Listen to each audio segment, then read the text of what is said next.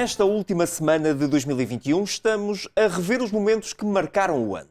Hoje vamos olhar para os assuntos nacionais. – 2021 foi o ano em que, após a chegada da pandemia em 2020, se começou finalmente a respirar de alívio.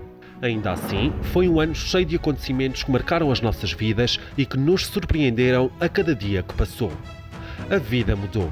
Começámos o ano em emergência, desconfinámos na primavera, administrámos vacinas e chegamos ao fim com a ameaça da nova variante. Mas comecemos por janeiro. Logo no dia 8 estávamos em estado de emergência e arranca o plano de vacinação contra a Covid-19 nos lares de idosos em Mação. Ainda neste dia foram atingidos valores recorde, com 118 mortos e 10.175 infecções em apenas 24 horas. O Presidente da República disse que não havia alternativa a um confinamento geral que acabou por entrar em vigor a 15 de janeiro. O Primeiro-Ministro anuncia que as escolas se mantêm abertas e que o país regressa ao dever de recolhimento obrigatório nos mesmos moldes de março e abril de 2020. É essencial adotarmos medidas, que essas medidas tenham um horizonte de um mês. A pandemia continuou a evoluir. A 16 de janeiro, Portugal soma 166 mortes e 10.947 infecções num só dia. O Hospital de Santa Maria, em Lisboa, está em sobreesforço e o Hospital Garcia de Horta, em Almada, num cenário de pré-catástrofe. Os hospitais do centro também estão no limite. E não foi preciso passar muito tempo para que Portugal se tornasse o país com o maior número de novos casos de infecção por Covid-19 por cada milhão de habitantes. Para tentar conter o crescimento da pandemia, o Governo anunciou o encerramento das escolas de todos os níveis de ensino por 15 dias. Os tribunais, as lojas do cidadão, as creches e os ateliês de tempos livres também voltaram a fechar as portas. Logo a seguir, eleições presidenciais com a reeleição de Marcelo Rebelo de Sousa com 60,7% dos votos. Que acima de uns e de outros, sem separar uns e outros, viva Portugal! Dias mais tarde, assistimos a um fenómeno nunca antes visto. O Hospital Amadora Sintra transfere doentes para outras unidades hospitalares por causa de problemas na rede de oxigênio. O processo de vacinação avançou e surgem as primeiras notícias de utilização indevida de vacinas dadas a pessoas não incluídas nos grupos prioritários. Ao passo que Portugal atinge novos máximos com 303 mortes e 16.432 casos de infecção. As fronteiras terrestres e marítimas fecharam, os voos são restringidos, o estado de emergência é renovado. O coordenador da Task Force para o plano de vacinação, Francisco Ramos, demite-se e é substituído pelo vice-almirante Henrique Gouveia e Melo. Os números de novas mortes e de infecções começam a baixar, assim como a pressão sobre os hospitais.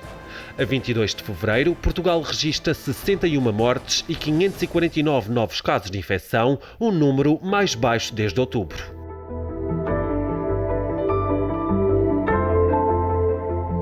Chegamos a março, 15 de março, e arranca a primeira fase de desconfinamento. As escolas do primeiro ciclo e as creches reabrem, a circulação entre concelhos passa a ser proibida antes e depois da Páscoa. Em abril, segue-se a segunda fase de desconfinamento. As escolas reabrem para o segundo e terceiro ciclos. Mais uma renovação do estado de emergência. A 19 de abril, começa a terceira fase de desconfinamento com a abertura do ensino secundário e das universidades. O mês chega ao fim e 173 dias depois, a 30 de abril, chega o último dia do estado de emergência. Chegados a maio, o ano ainda nem vai a meio e já tanto aconteceu. No primeiro dia do mês é decretado o estado de calamidade. Segue-se a quarta fase de desconfinamento. Em Lisboa, a situação epidemiológica agrava-se e o Governo anuncia o reforço da testagem e a aceleração da vacinação. Em junho, arranca a vacinação dos maiores de 40 anos. O regulamento que cria o certificado digital Covid-19 na União Europeia é assinado. Em julho, entra em vigor o certificado digital que veio facilitar a livre circulação de cidadãos entre países da União Europeia. Marcelo Rebelo de Sousa, o rei de Espanha, António Costa e Pedro Sánchez juntam-se numa cerimónia para assinalar a reabertura de fronteiras entre Portugal e Espanha. Agosto, mês em que nunca a Silly Season foi tão animada. O teletrabalho deixa de ser obrigatório nos concelhos de maior risco e passa a ser recomendado apenas nas atividades em que é possível fazê-lo. 70% da população tem a vacinação completa, é decretado o estado de contingência até 30 de setembro e inicia-se a vacinação dos adolescentes entre os 12 e os 15 anos. Em setembro, o ano letivo 2021-2022 arrancou e os portugueses regressam às urnas, desta vez por causa das eleições autárquicas.